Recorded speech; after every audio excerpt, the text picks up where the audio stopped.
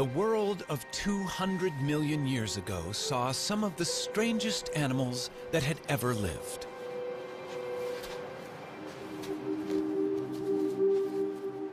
Nothing about them suggested they would become a huge success.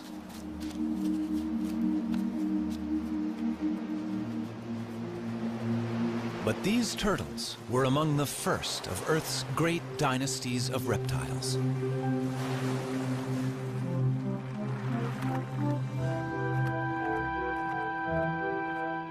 Turtles then and now are unique.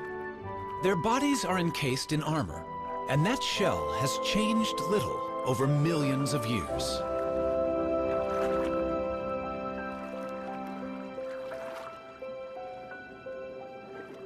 Varying greatly in size, they colonized most of the world. But wherever they live, the basic shape of a turtle's body remains the same. Some land-dwelling turtles, or tortoises, are quite small. Others have become famous as giants. Some long-necked types are at home in and out of fresh water. They and these shorter-necked turtles are known as terrapins.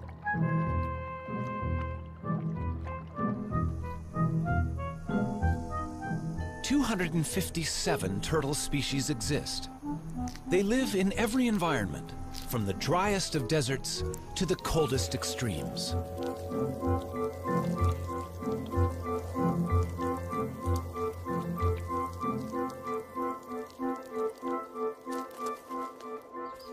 Some that are gentle vegetarians have become welcome visitors to our homes. Others hunt out of our view.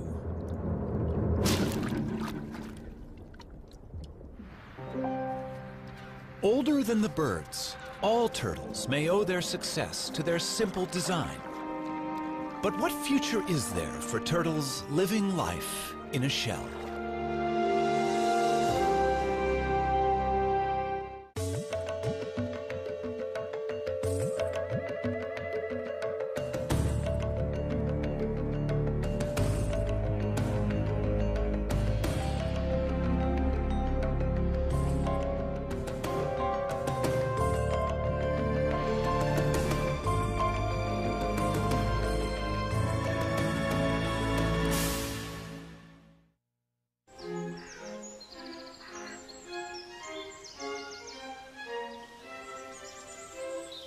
Powderham Castle in England is the ancestral home of Lord Devon.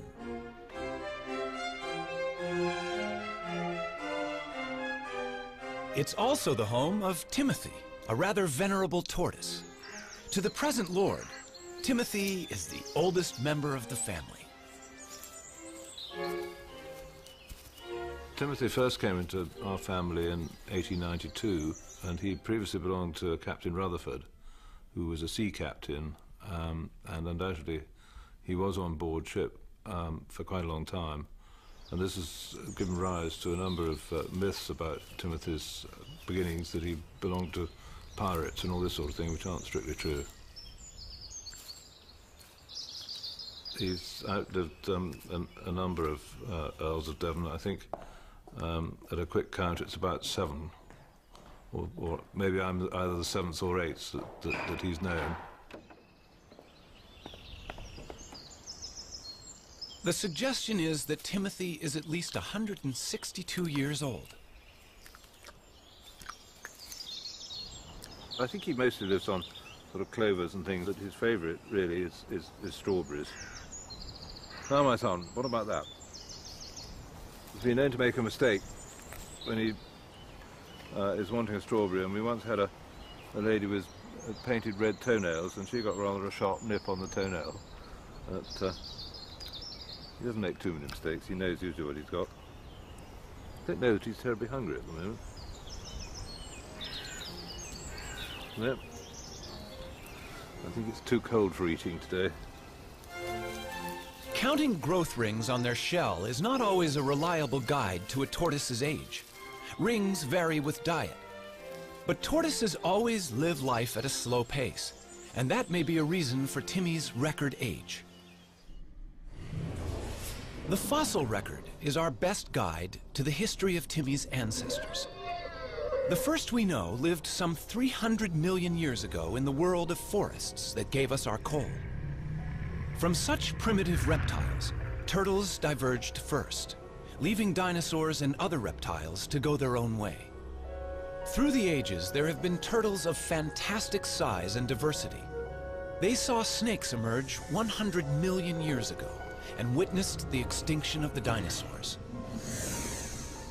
That turtles have survived so long is due to the extraordinary design of the shell that protects their body. The shell has remained virtually unchanged for 200 million years. A thick layer of hardened scale is its first line of defense, but a broad, bony layer, the carapace, provides strength. In other animals, this bone would be ribs. The turtle's backbone is fused to the shell. It's the support under the bridge. The shell of a turtle serves many purposes. On land, it's heavy, restricting movement, but great protection.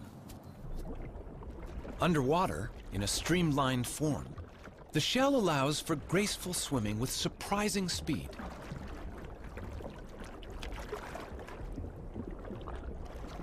Power is provided by huge front flippers.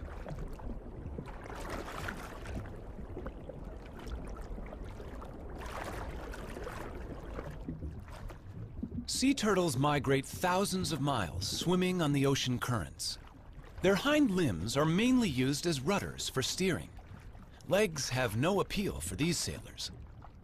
Sea turtles only emerge onto land to nest, and even then, flippers are sufficient to haul the turtle over a beach.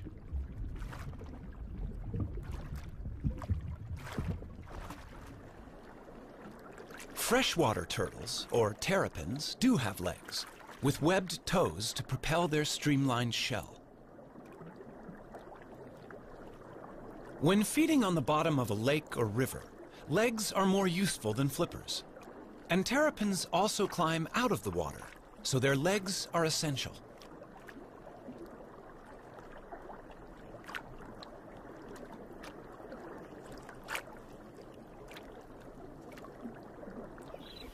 A tortoise, walking on land all the time, needs strong legs, in this case to carry it out of danger. The pancake tortoise also has a flattened shell that's handy for fitting into crevices. A caracal can easily spot a meal in these cracks, but the shell of this tortoise, being flexible, can be tightly wedged in the rock.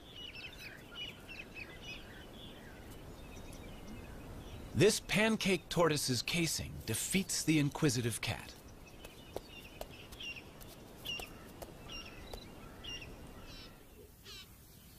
Giant tortoises, and this one on a Galapagos island is among the largest in the world, have no natural predators to hide from, but they need weightlifters' legs to move their enormous shell. This one is hauling a house that weighs nearly 300 pounds and is over an inch thick.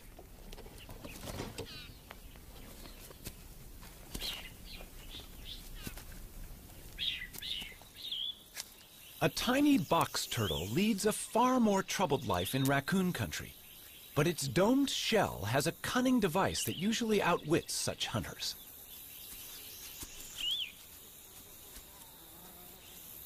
It's time to take evasive action.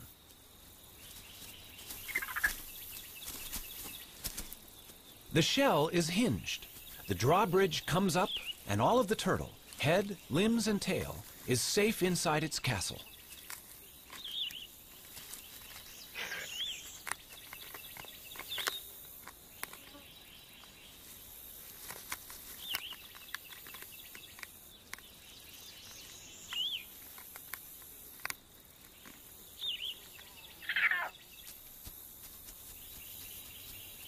Only when the raccoon retreats will the turtle venture out.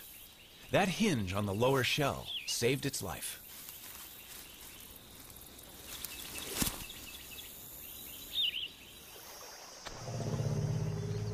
The turtle's shell has survived some huge challenges over millions of years. But sometimes, no matter how good the design, the odds can be against it.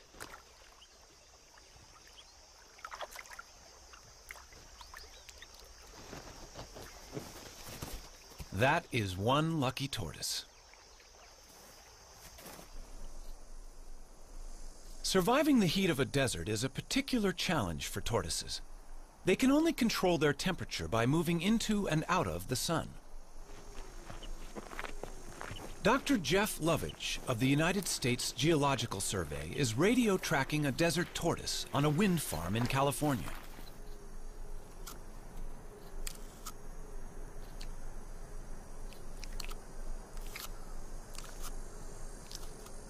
Desert tortoises have recently started to decline, and Jeff wants to find out why. Well, here's one of our females.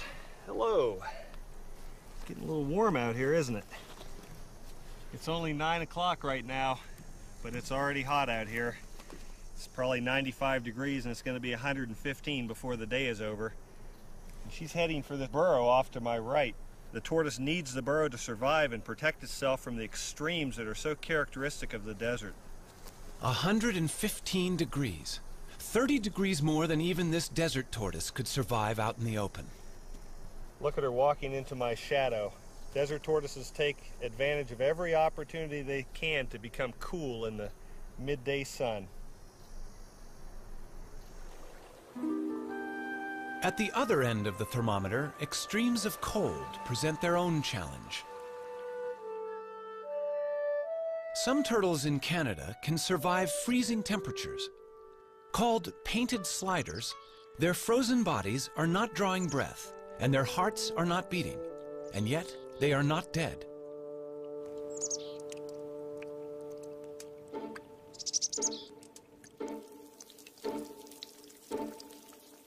These hatchlings, born in August, freeze and unfreeze throughout the winter until the final thaw in spring. How the cells of their body survive this, nobody knows. Yet the painted sliders leave their nest and start active life unharmed.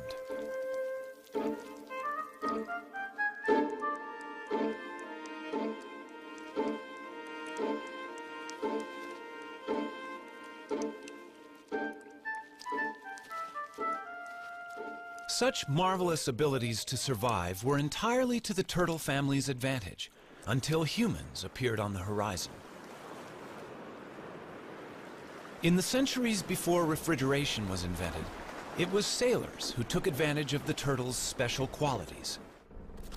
Since turtles can survive for several months without food, they could be carried aboard as a supply of fresh meat. Killing turtles for their tasty meat is a very ancient practice. Wham! That's a direct hit. It's painless for the turtle, though, because we use a special kind of harpoon point, just enough of it to penetrate his tough layer of shell. That is now known to be nonsense. Nerve endings by the hundreds fill both shell and bone, but myths die as hard as the turtles. These turtles weigh from 300 to 500 pounds, and their age is estimated at 1 pound to the year. By the start of the 20th century, overexploitation had brought some kinds of turtles to the brink of extinction.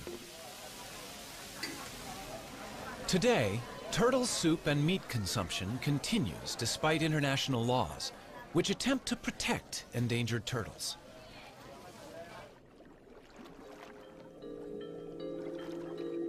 The turtle may well be our defenseless victim, but in the natural world, these successful reptiles have for a long time been quite capable of defending themselves.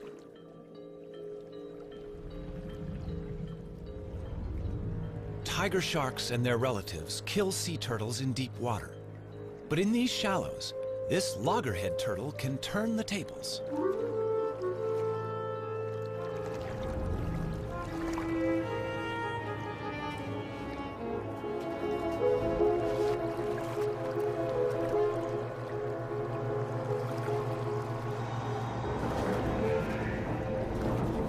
The turtle is biting the shark. It has no teeth, but the sharp serrated plates in its strong jaws can inflict serious injury. In shallow water, the shark's movements are restricted, and it has difficulty fighting back. After a breath of air, the valiant turtle can return to feeding. It can give as good as it gets.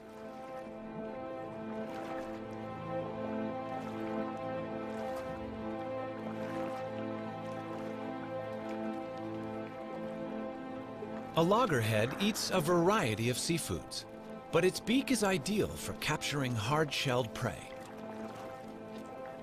Bad luck for this crab.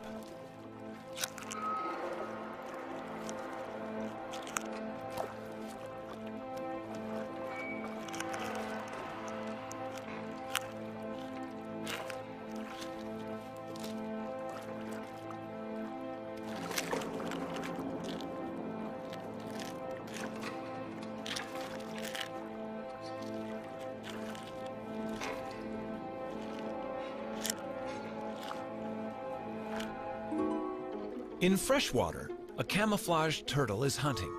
This is a mata-mata. It will blend with the fallen leaves and wait for a fish to come within range. Then, it simply sucks them in.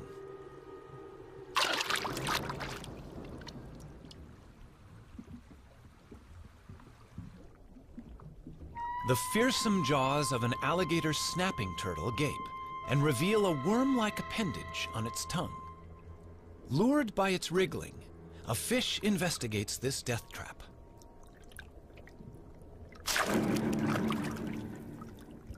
And there are even turtles that hunt together. Donald Stridham knows that visitors to the Swardini Reptile Park in South Africa are fascinated by the bloodthirsty terrapins he exhibits there. It's feeding time in the terrapin pool. You know, if I had to put my finger into this water, they would eat it. But I'm going to give them something else to eat, their favorite food, a little piece of chicken here. And if I lower that down, they're going to move towards this. Come, guys. Come on. You'll probably find that the red-eared terrapins come first. They are normally the more dominant, and here comes one now. You can see why it's called a red-eared terrapin. It's got the little red mark behind the eye. And look at that. He's a dominant one, so he will come first. And here comes one of the serrated hinged terrapins on the side here. And the rest of them are going to respond to the movement. In fact, they would have to eat in colonies. They can't easily, as you can see here, bite off a chunk of meat on their own. So they'd need to tear it amongst each other. They'd eat in much the same way as piranhas. So lots together, biting off chunks and pieces of meat. And you can see that happening right here now. Red ear's got a really good grip on it. They tear at the meat. This is all very necessary in nature. They clean up the place. They're in fact the aquatic hyenas.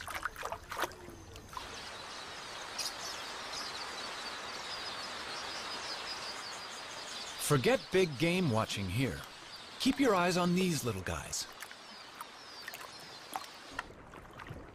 Eating chicken on a plate in the reptile park is nothing compared with how these terrapins feed in the wild.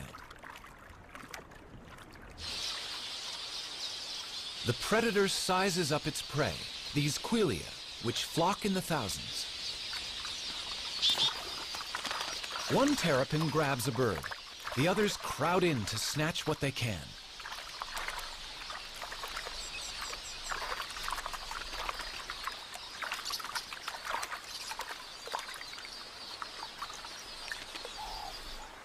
Even birds as big as doves are not safe from the helmeted terrapin's submarine attack.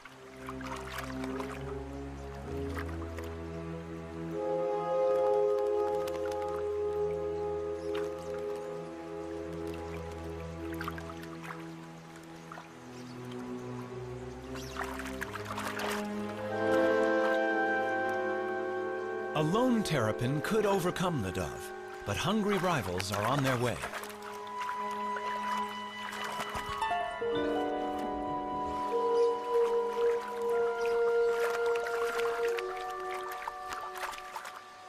And turtles can be even more competitive when it comes to mating. The birds of Dassin Island off the Cape Coast of South Africa share their tiny home not only with rabbits, but also with more than 10,000 tortoises. But not until the temperature climbs to 75 degrees do they come out. Male angulated tortoises hold territories, and once they've warmed up, they begin to chase females on their turf.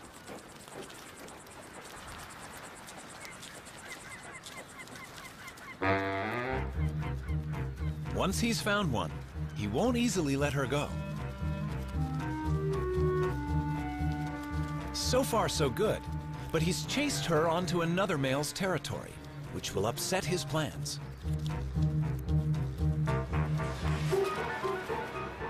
They do battle, a duel in the sun.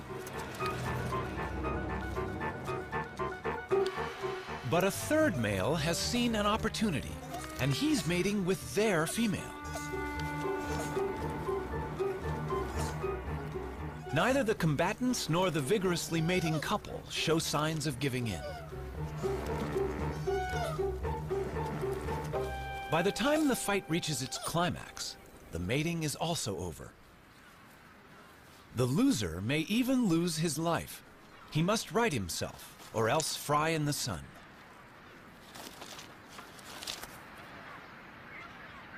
The temperature is rising rapidly. He must get into the shade. But that's hard to find with 10,000 competitors. His answer is to dig in, covering head and limbs and using his shell as a sunshade.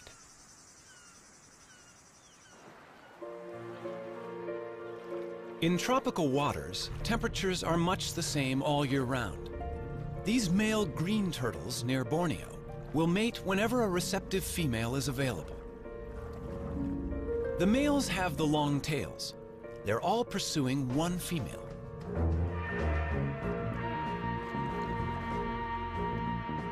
A male succeeds in locking onto her shell and mating with her. Rival males are surprisingly vicious in trying to interrupt his success. These powerful jaws can injure a flipper. And not only the mated male, but other rivals are also getting bitten. But to no effect. The desire to mate is strong, and only when he has succeeded will other males have a chance to take his place.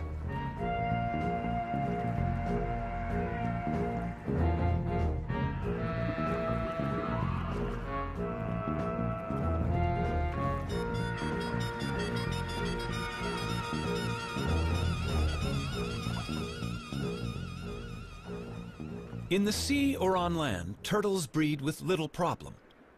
But on the unique islands of the Galapagos, a crisis has arisen.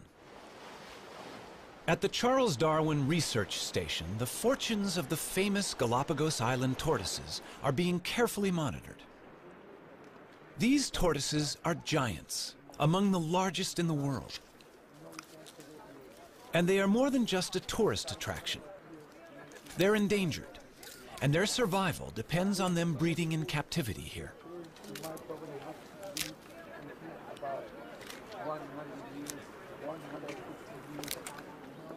These baby tortoises are the hope for the future. Each island has its very own type of giant tortoise, found nowhere else. And in these pens, babies are being nurtured until they're ready to be taken to their particular island home.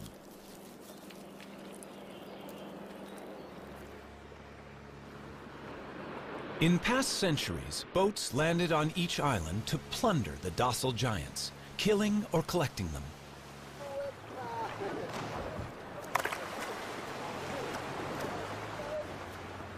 Today's boat is helping to right that wrong, bringing in young tortoises to replace those that were taken.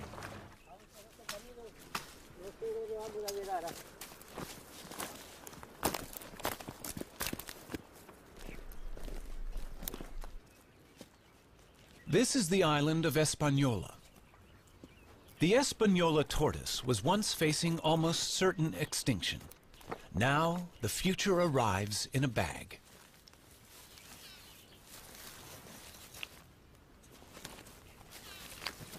A 1,000 young tortoises have been released like this, all bred from just 15 adults collected in the 1970s. They should be safer than they've ever been. Their only enemy was people, and now the poacher has turned protector. In 20 years, they should all be as big as this adult. But this success has not been repeated for the tortoises of Pinta Island. The last remaining resident of Pinta is living out his old age at the Charles Darwin Research Station. They call him Lonesome George. More than 70 years old, he's the last of his species. All the others starved when introduced goats ate the plants of Pinta, and shipborne rats ate the tortoise eggs. Zoos and private collections worldwide have failed to turn up a relative. And even if a mate were found, he could be too old to breed. The Pinta Island tortoise may be the first turtle species to become extinct in the 21st century. The future of many of the world's turtles is a matter of concern. Even the olive Ridley sea turtles, famous for their mass egg-laying on this beach in Costa Rica, are arriving in fewer numbers each season.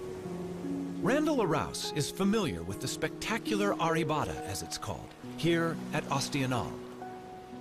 Ever since I was a very young boy, and I was always interested in marine biology.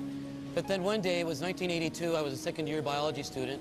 I walked into the school and there was a big sign that said, Aribata, we need volunteers. And I thought, well, I've heard about the Aribatas and the turtle nesting. I should go check it out. Then I came to Osteonal, right here at this spot, and I saw the Aribata happening. And right then it struck me. Like I had to study turtles, and I've been doing turtles ever since. As many as 200,000 turtles might haul out onto this beach on one night. 20 years ago, it would have been 1 million. But this is still one of the biggest aribatas in the world.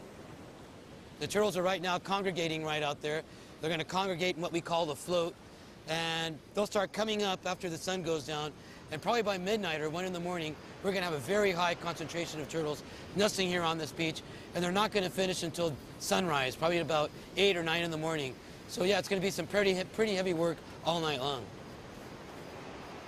We basically know that these turtles come for 2 or 3 consecutive aribatas in a row.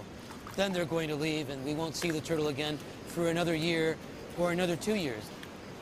The aribata that we're witnessing now may easily have 100,000 turtles participating. And 100,000 turtles at 100 eggs per turtle, roughly, that means 10 million eggs.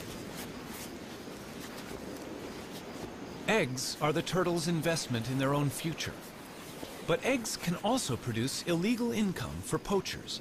So patrols of armed guards protect these nesting turtles all night against egg thieves.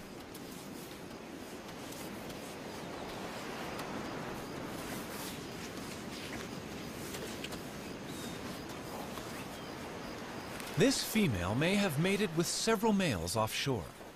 So each of her 60 to 100 fertilized eggs may have a different genetic composition, which is healthy for the future of olive Ridley turtles. Randall can also inspect the health of an individual while she's laying. She seems to be unaware of him and in a kind of trance. He examines her gently for signs of disease or injury while she's in this curious, semi-conscious state. Just why she enters this trance is not yet known. The studies carried out on this beach indicate that roughly 8% of all the eggs laid on this beach will actually hatch and turn into little turtles. Now, that does not mean that these little turtles will turn into adults. A wild guess is 1 out of 100.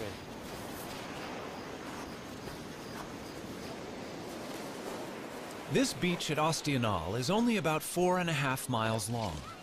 And with turtles still arriving to nest at dawn, There is not much space left, and some inevitably dig up the nests of others.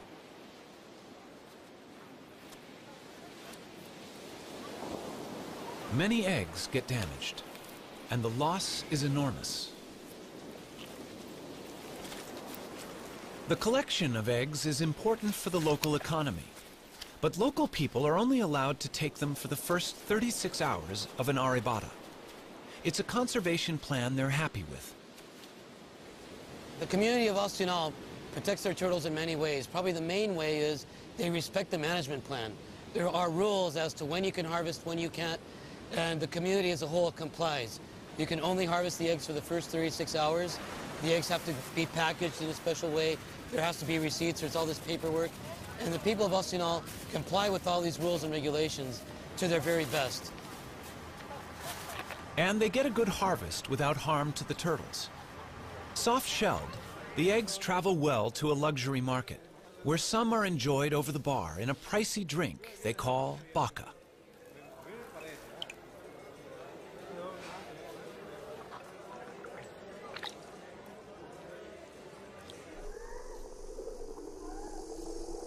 Now that more and more people are living where they do, land turtles such as the California desert tortoise face greater problems. This rivalry concerns Jeff Lovage. When you look at what people have done to the desert in the last 100 years, it's amazing that it's survived. I mean, here we have this rugged old touchstone, a place that looks timeless, yet it's changing very rapidly, in a place that was formerly virtually empty of people and now sits in between Phoenix, Las Vegas, and Los Angeles, some of the most highly populated cities in the United States. And we put roads in through the whole desert. We've driven over it in our motorcycles, our trucks, and our off-highway vehicles. We've encouraged the spread of exotic species of plants and animals that are changing the landscape of the desert very rapidly. And the desert tortoise has become the flagship species for conservation in the Mojave Desert. But it has a very uncertain future in terms of how it's going to be able to survive in this onslaught of human population increase. Its charm may be a desert tortoise's worst enemy. People like to have one at home.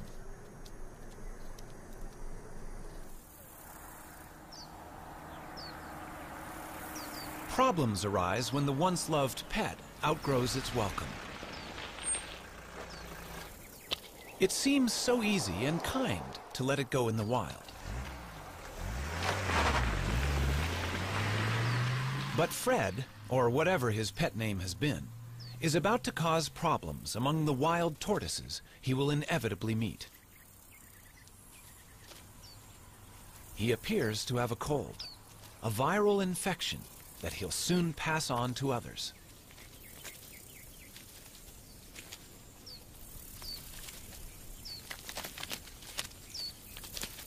A whole population of desert tortoises may die because one unwanted pet was carelessly released.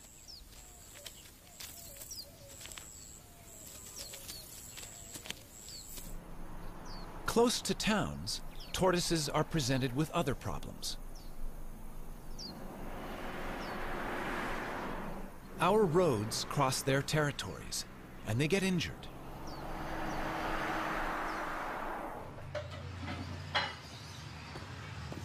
Very injured turtle. Another casualty for the vet. But this one is not from a traffic accident.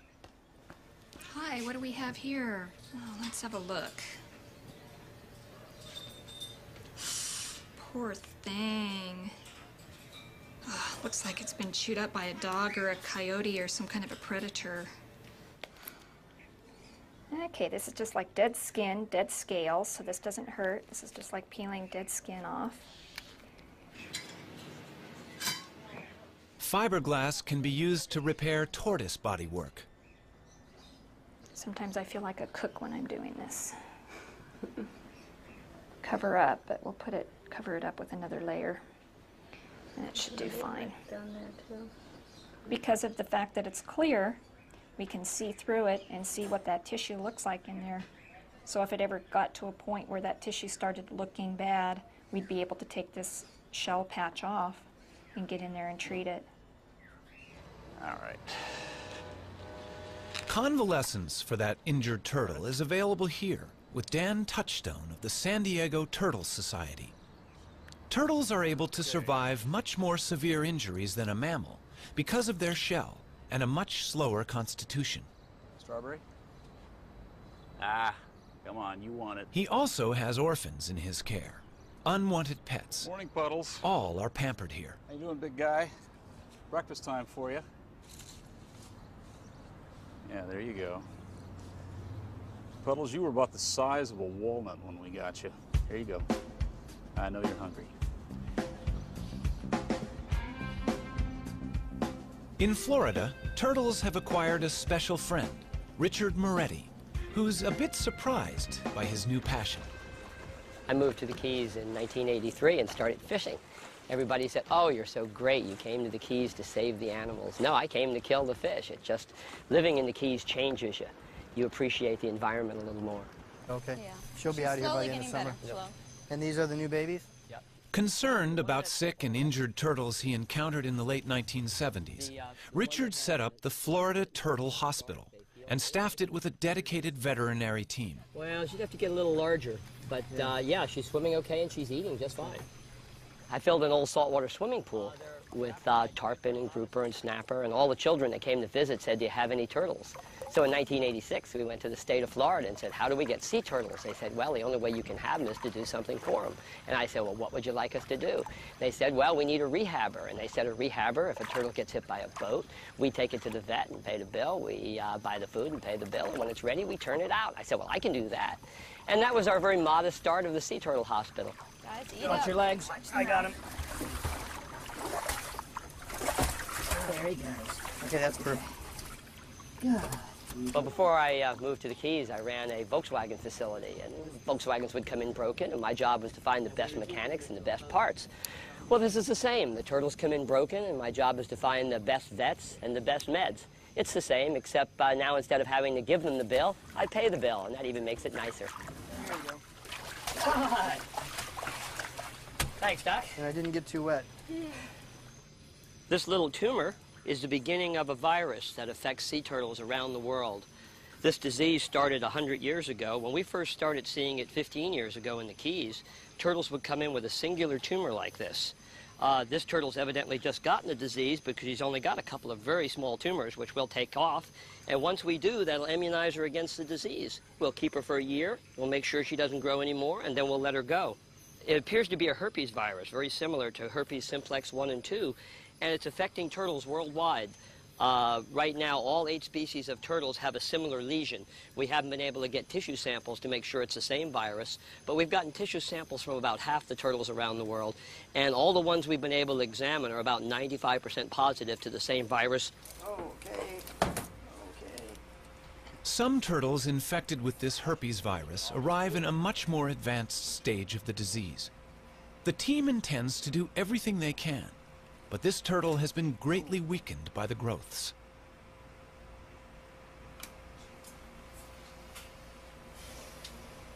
Notice the contrast difference. You have a radio opacity here. Notice it's not bone dense and it's not soft tissue dense. I'm concerned about these. We definitely need to go in and do the endoscopy and document that they're there with some digital photographs. Okay. And the reason, Sue, that we have her on her back like this is that way we don't accidentally poke into something like an intestine or a bladder. Here, so now we're in. That's got to make her feel so much better.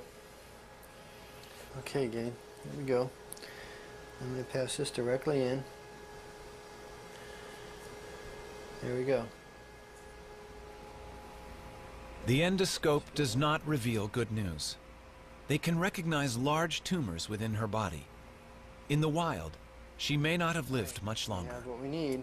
Okay, now we need to roll her back over. Okay. Because I need to put a suture in there. Suture in there? Okay. Well, that's not good news for this baby, unfortunately. Easy. They can do nothing for her except ease her pain and put her to sleep.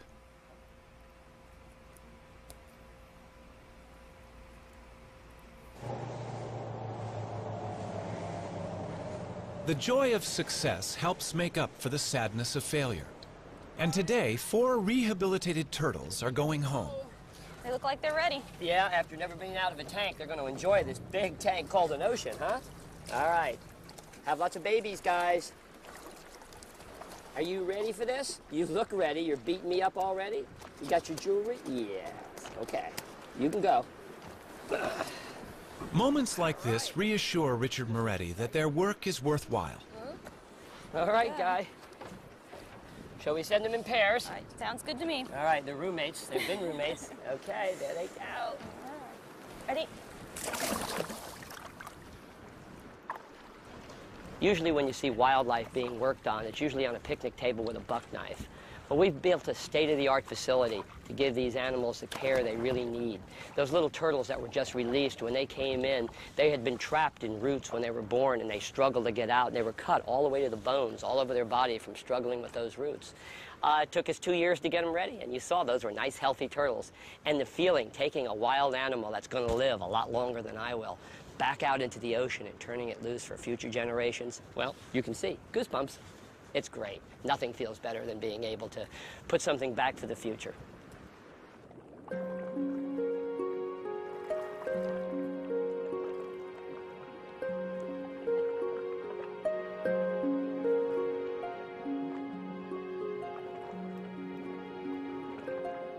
Every day, turtles can be seen enjoying the attentions of cleaner fish in the wild.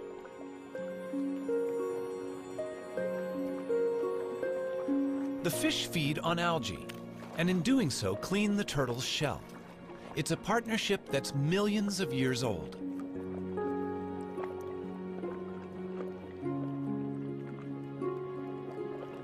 Generation after generation lived in what might have seemed a perfect world.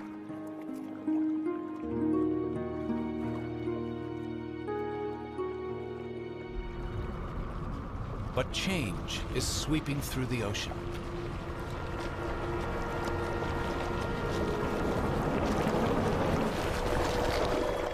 Commercial fishing puts nets into the sea, which can break loose and drift, catching much more than intended.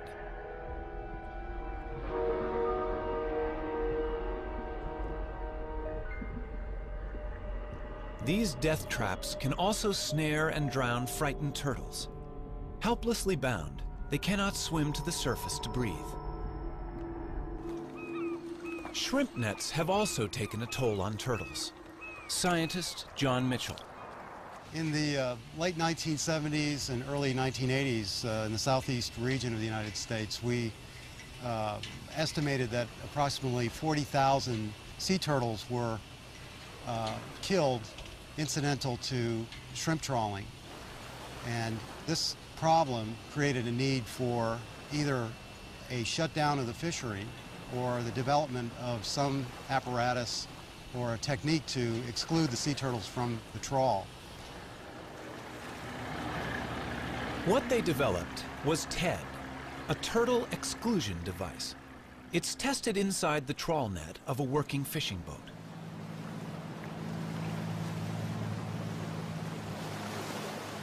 The net is being dragged behind the boat, and the TED is fixed inside the net at the end. The idea is that a turtle in the net hits the device, is pushed up the ramp, and escapes through the top of the net. Only a live turtle can test it. In this situation, a turtle would normally be fatally trapped with the shrimp.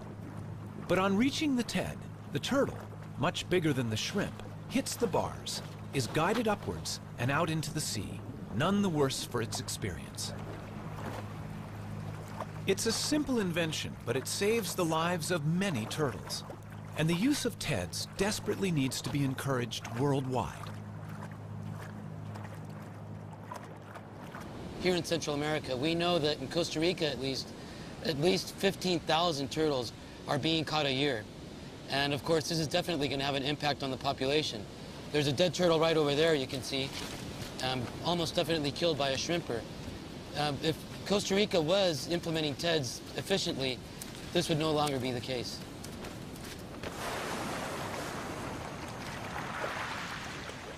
In the sands of this beach at Ostional, the olive ridley turtles have been developing for some 60 days.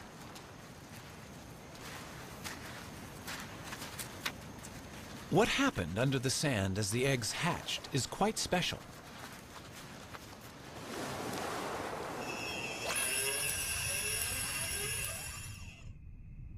The eggs at the bottom of the nest hatch first. The hatchlings climb to the top of the chamber, and down below, sand fills the space they left. As more hatch, the floor is gradually lifted to just below the surface, and the hatchlings emerge together.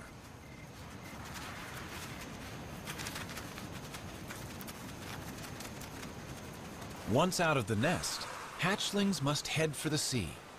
But how do they know where it is? Light is a crucial factor for orientation. The sea is always brighter than the land. It's thought that when they are grown, these turtles will return to this very same beach to lay their eggs.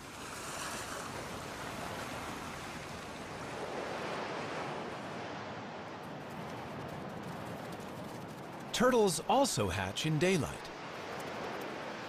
Most race directly for the ocean, but they can now be seen by predators. Theirs is a lonely and dangerous journey.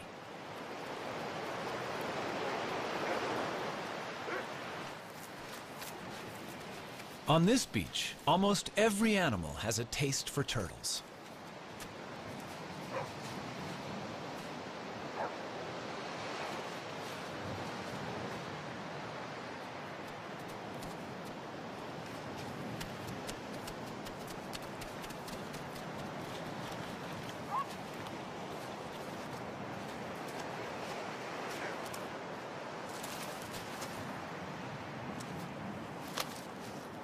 But predators, such as this black vulture, don't always get to eat their fill.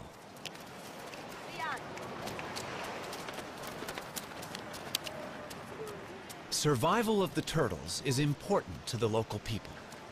When the turtles are hatching, the women all organize and they go to the beach. They shoo the predators away to make sure that the little turtles can make it into the water. They try to make sure that all these little turtles make it to the water safely, because of course it's to their best interest to make sure that these little turtles make it to the water. They eventually turn into adults and come back and participate in an arribada 10 years down the road. Although some 10,000 hatchlings will survive to become adult turtles, remember 10 million eggs were laid in these sands.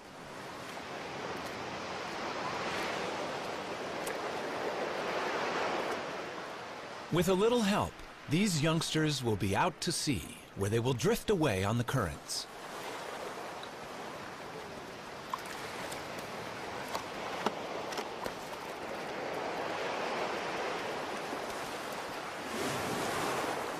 No one knows where they go. Perhaps they hide from ocean predators among floating seaweed, where they can safely feed and grow. But it will be 15 to 20 years before they return to these waters. Before people ever began helping turtles to survive, alligators had been unwittingly doing so for millions of years. Young red-bellied turtles are hatching from eggs laid in the alligator's nest. The rotting heap is warm and humid, as good for incubating turtles' eggs as it is for hatching alligators. Both stand to gain. Alligators eat a good many adult red-bellied turtles.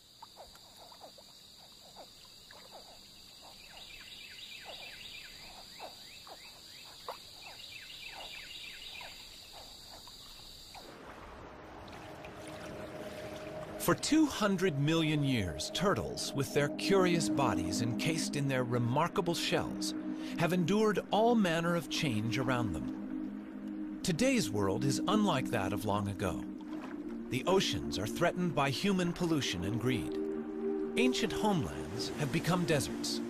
Islands are overrun by vermin. And the future for these reptiles may depend on us. We don't know really what role they play in the overall scheme of things with the ecosystem. And I think that's one reason why we should use any means to protect them. There are many, many animals that we really don't, humans don't see a need to spend the effort and the time to conserve, but just the fact that we don't know, I think, means that we should. Throughout the world, irrespective of culture, there is an affinity for the turtle. Throughout the world, we have myths that ascribe various characters and features to turtles that we like to teach our children, like being steadfast and being resolute. Here in this country, we have our own myth about the tortoise and the hare, and we teach our children that being steady and continuing to run the race can lead to victory. You don't have to be the fastest, you don't have to be the best. This year we were really excited. One of the turtles that we took a flipper off of last year and turned her loose, it was a great big female, probably about 50 years old. She crawled up on a beach in Central Florida and laid eggs this year. And that's really exciting because, you know, up to that point, people usually kept turtles with one flipper in an aquarium or in a park. Well, we proved that 3 flipper turtles can go out there and add to the genetic makeup, and they can actually crawl up on the beach with 3 flippers and have their babies and lay their eggs.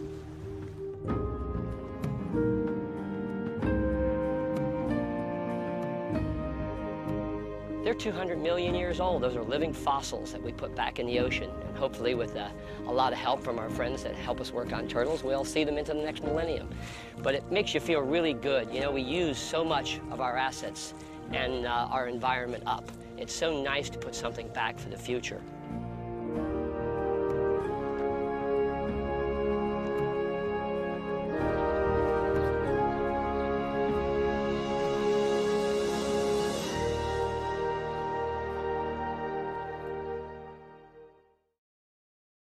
To learn more about what you've seen on this nature program, visit PBS online at pbs.org or America Online keyword PBS. They're eaten much the same way as piranhas, so lots together, biting off chunks and pieces of meat. And you can see that happening right here now. Really has got a really good grip on it. Morning, Puddles. How you doing, big guy? Breakfast time for you. Yeah, there you go. Puddles, you were about the size of a walnut when we got you. They look like they're ready. Yeah, after never being out of a tank, they're going to enjoy this big tank called an ocean, huh? All right. Have lots of babies, guys. Are you ready for this? You look ready. You're beating me up already?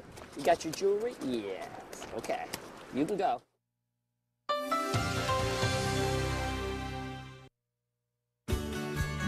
We are PBS.